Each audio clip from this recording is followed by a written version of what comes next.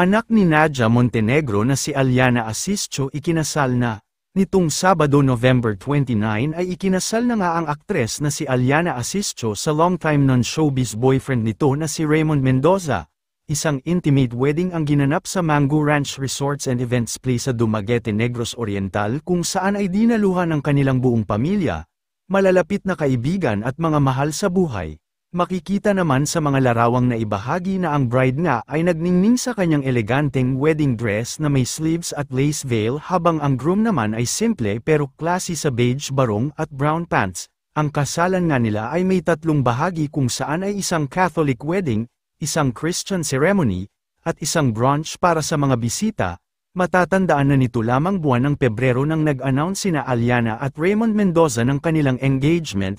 Super proud at supportive mommy naman si Nadia Montenegro sa kanyang anak na ikinasal kung saan ay palagi itong nakaalalay sa kanyang tabi. Narito panuurin ang mga bidyong na ibahagi.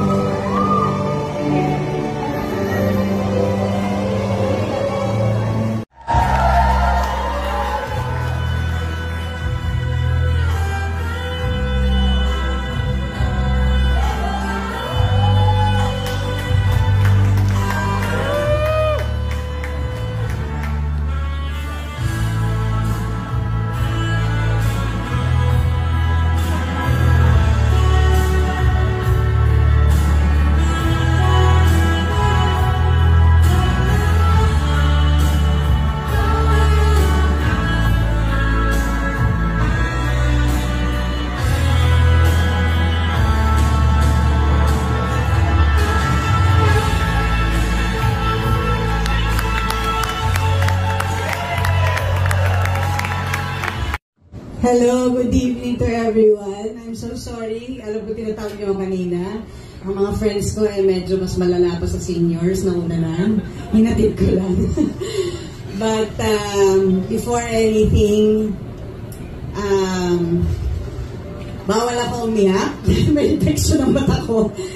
Sabi nila, when something great is going to happen, you do not underestimate the plans of the enemy. But since God is with us and Jesus is with us, I rebuke every plan of the enemy.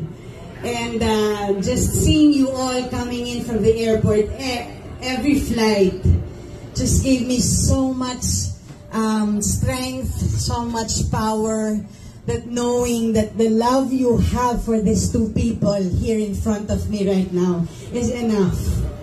I want to welcome you to our hometown. This is where my mom was born. This is where I was born, not by birth, but this is where I am me. And I wanted Brian to know and his family where we are really from. And it is never complete if I do not bring my friends and my family to my family, the Luis and Villegas family, my Tito Luis and my Tita Nenen. And my cousins Lucho, David, and everybody else. Umberto, everybody's here, Andoni. And of course, to make my mom proud, kahit isa man lang dun sa 8 ko, magpakasal dito sa Dumaguete. And I welcome you all, and I thank everyone. Kuya Deo, you're so special to Yana and to Brian. Lahat ho kayo na nandito ngayon. Of course, to my in-laws also, the Carbonells are here. Lahat ng mga kahit hindi classmates niya, classmates ng mga ate niya, nandito lahat, mga churchmates, lahat. Of course, the family of Brian. Teka, kailangan short din, para din ako daddy mo. Kailangan ko iklihan. And of course, hindi pwedeng mawala ang Asisio family. Especially to Chinky, her ate who flew in from the States pa, all the way from the States to here. At si Kuya Andy na galing pang Bicol, siyempre hindi kompleto to represent Boy Asisio. And lahat ho kayo, Kim, you know how much I love you. It's not complete without you. Bawal. Kasi nagbibilang muna kami ng debut, ngayon kasal na eh. Diba? So, pero lahat po kayo, Denise, you know how much Yana loves you as a sister. And nandito pa si Sir Paeng Nepomuceno, my gosh. Since 2 years old, pinapanood ko na yung mag-bowling. Dahil sinasama ko ng nanay ko. And the family of the Mendozas, I thank you so much. Marichi, thank you. All of you who are so special to Yana. Kina, lahat kayo. Ewan ko, may nakalimutan pa ako, but yung mga barkada ko malis na okay na yun. Si Lotlot, si Arlene, Maritoni Fernandez, Annette Gozon, these are my childhood friends, like from grade school talaga. So when you have friends, make sure they last a lifetime, not just for the good times, right? And yeah, and the bad times. And to Yana and Brian, I have loved you from day one.